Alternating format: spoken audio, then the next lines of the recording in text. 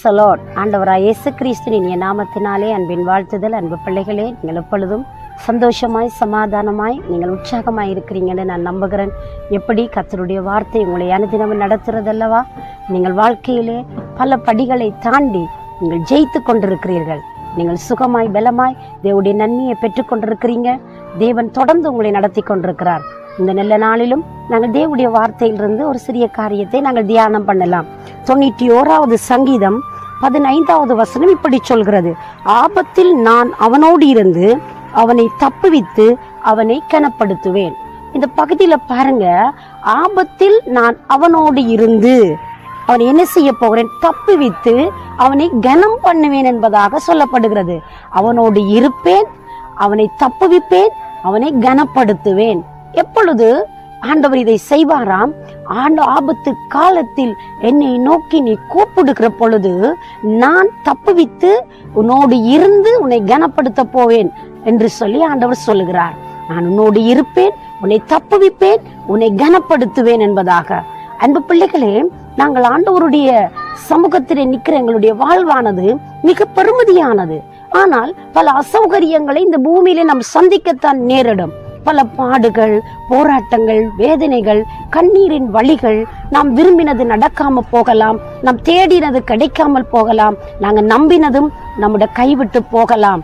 ஆனா அந்த சூழ்நிலைகள் நம்மளுக்கு ரொம்ப பாரமாயிருக்கும், ரொம்ப காயமாயிருக்கும், நம்ம ரொம்ப சோர்வுக்குள்ளாக்குறதா இருக்கும். ஆனா அது அப்படி நடந்தாலும் ஆண்டவர் சொல்றார், அந்த ஆபத்தான நேரத்துல நான் அவனோடு இருப்பேன். ஆபத்தான நேரத்தில் நான் அவனோடு இருப்பேன். பாருங்களேன், ஒரு மனிதனுக்கு உதவி செய்ய முடியாத அநேக சந்தர்ப்பங்கள் இருக்கிறது. அநேக இடத்துக்கு போக முடியாமல் போகிறது. அநேக சந்தர்ப்பத்தில் யாரும் உதவி செய்ய முடியாத சூழ்நிலைகள் வரத்தான் செய்யும். ஆனால் மனிதர்கள் வர முடியாத சூழ்நிலையில, மனிதர்கள் உதவி செய்ய முடியாத சூழ்நிலையில, மனிதர்களால எதுவுமே இயலே என்று சொல்லி நிற்கிற அந்த நிற்கதியான நேரத்துல நம்ம படைச்ச கடவுள் சொல்றார், நான் அவனோடு இருப்பேன். அந்த ஆபத்து காலத்தில் நான் அவனோடு இருந்து அவனை தப்புவித்து அவனை கனம் பண்ணுவேன் என்பதாக தேவனுடைய வார்த்தை சொல்லுகிறது.